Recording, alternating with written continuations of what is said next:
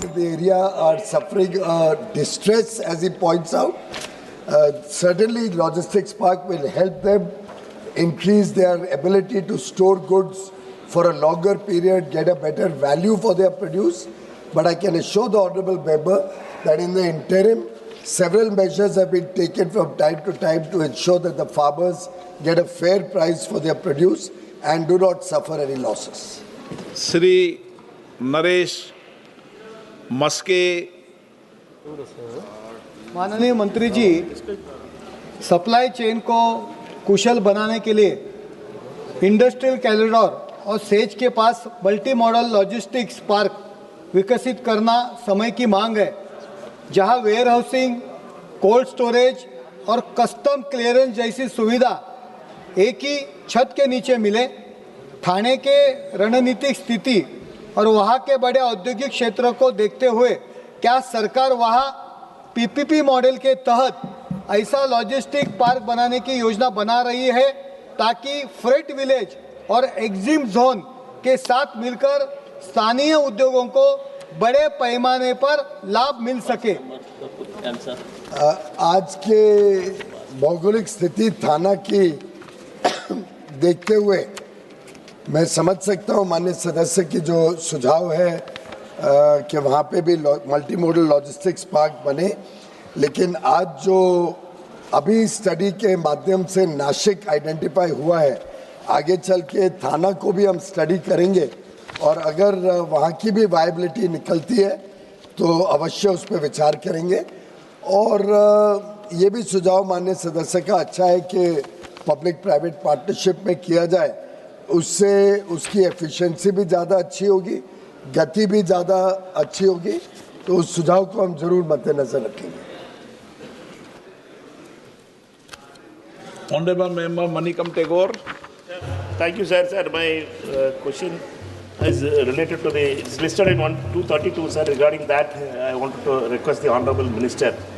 232 question is being listed. With that thing, there is a supplementary, sir. The government list protocols, government list portals, missions and platforms. आप तो तैयारी से आए होंगे ना? Minister, Honorable. But the minister tells this house how many MSME exporters have actually received financial support for costly SPS and TBT compliance, and how many shipment rejections or port detentions have reduced because of these schemes. If the ministry have no impact data, is it true that these initiatives remain announcements without accountability, especially for the small exporters struggling to survive, sir? Thank you, sir. Speaker, sir, the fisheries sector is one sector on which both the Department of Fisheries and MPDA under Commerce Ministry are extremely focused and are continuously making sure that we can diversify our fish exports to be able to ensure growth.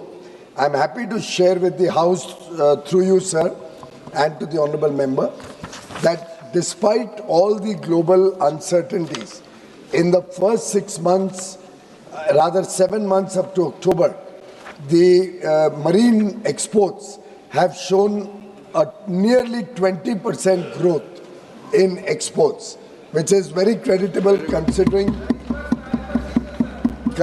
that there are anti-dumping duties in certain countries, and for a long time, many fish establishments did not get their approvals from other countries. I'm also happy to share with the House through you, sir, that in the last 12 months, we have been successful in getting 102 marine fish export establishments registered in European Union, the 27-nation European Union bloc. We have also got about 25 fish establishments registered and approved by Russia, and many more are under the approval process in both the European regions. This will provide a huge avenue for further growth, and Honourable Minister of Fisheries, Mr.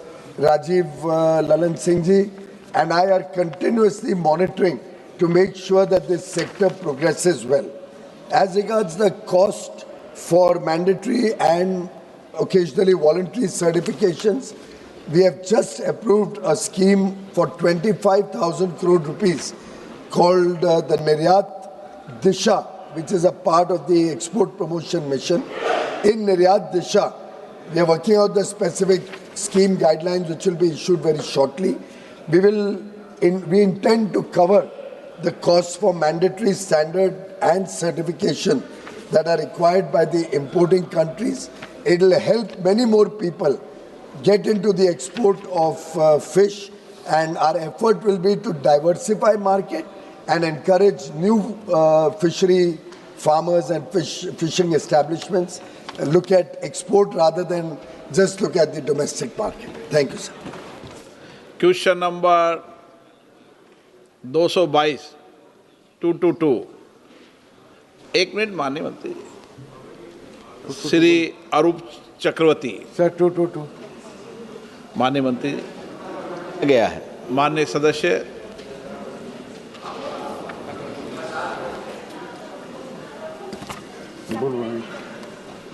Sir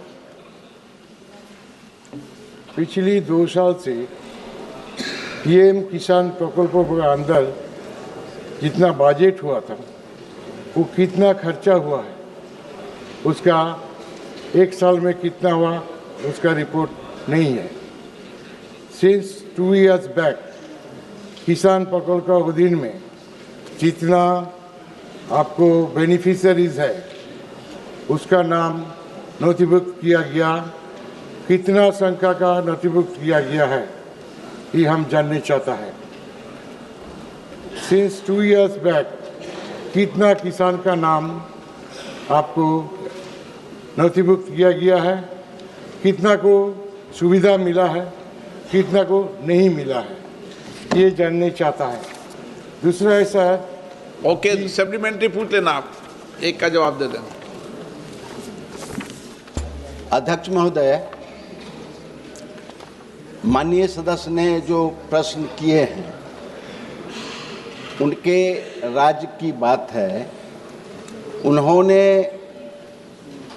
7 किस्त तक राज्य को लाभान्वित नहीं किया, भारत सरकार की योजना को लागू नहीं किया। अब वो पूछ रहे हैं कि 2 वर्ष में क्या बजट था। तो बजट तो मेरा ये किसानों के लिए, उनकी मांगों के लिए पूरा देने के लिए तैयार है, लेकिन आप अपने राज्यों में उसे लागू नहीं कर रहे हैं। ये जिम्मेदारी तो राज्य की है और कृषि विभाग राज्य के किसानों के हित के बारे में सोचते हैं। केंद्र सरकार तो किसानों को फायदे के लिए योजनाओं को लागू करती है। उन योजनाओं को के राज्य सरकार को लागू करने में कोई हर्ज नहीं होना चाहिए था, लेकिन क्यों हर्ज हुआ ये तो वो स्टेट गवर्नमेंट बताए। Honourable member supplementary. Sir, I am getting the answer from the Honorable Minister. I am not satisfied as the Bengal government, West Bengal government 1 crore 9 lakh किसान को 2 बार पैसा देता है, 5-5 हजार करके 2 बार। हम लोग नहीं करता है, जो बात बोला ये गलत है। Secondly sir, I am very sorry to inform you that कि हम लोग को जितना हमारा मेंबर है पार्लियामेंट में सबके लिए 5 लाख रुपये 5 करोड़ रुपया ईयरली दिया जाता है, लेकिन हम लोग जो पैसा बांटता है गरीब आदमी के लिए, छोटा छोटा काम के लिए, देखा जाता है 18% पैसा 5 करोड़ से निकाल लेता है जीएसटी में। 5 करोड़ नहीं मिलता है, 96 लाख रुपीस। अन्य सदस्य, ये प्रश्न इससे संबंधित नहीं है सर। इसमें क्या हम किसान का मदद भी नहीं कर पाता है। अगर कोई किसान अपना जमीन में 4 बीघा में काम करेगा, हमसे एक तो सबमर्सिबल मांगेगा, हमारा पैसा नहीं है, 5 करोड़ आप हमको नहीं देता है। जी, ये तो प्रश्न से कोई संबंधित नहीं है। हमारा भारत सरकार जो कृषि विभाग जो स्टेट गवर्नमेंट को किसान के लाभार्थी के लिए जो योजनाएं दी हैं उसको लागू करना तो स्टेट गवर्नमेंट में है, और एमपी फंड का तो इस प्रश्न से कोई मतलब ओके। नहीं है। श्री के ईश्वर शामी। மாண்புமிகு பேரவைத் தலைவர் அவர்களே, விவசாயிகளுக்கு தொலைதூர பகுதிகளில் மோசமான இணைய அணுகல் மற்றும் டிஜிட்டல் திறன்கள் இல்லாததால் ஆன்லைன் கேஒய்சி மற்றும் படிவத்தை நிரப்புவது கடினமாகிறது. சரிபார்ப்பு விதிகளில் அடிக்கடி ஏற்படும் மாற்றங்கள், தரவு பிழைகள் மற்றும் டிஜிட்டல் செய்யப்படாத நிலப்பதிவுகள் குறிப்பிடத்தக்க தாமதங்களை ஏற்படுத்துகின்றன. விவசாயிகளுக்கு ஆதார் பதிவுகளில் பெயர் பொருந்தாதது அல்லது அவர்களின் வங்கி விவரங்கள் தெரியாமல் இருப்பது பணம் செலுத்துவதை தடுக்கிறது. ஆதார் அடிப்படையிலான கட்டண முறை, ஏபிபிஎஸ் மற்றும் தரவு பிழைகள் தொடர்பான சிக்கல்கள், பணம் செலுத்துவதில் தோல்விகள் மற்றும்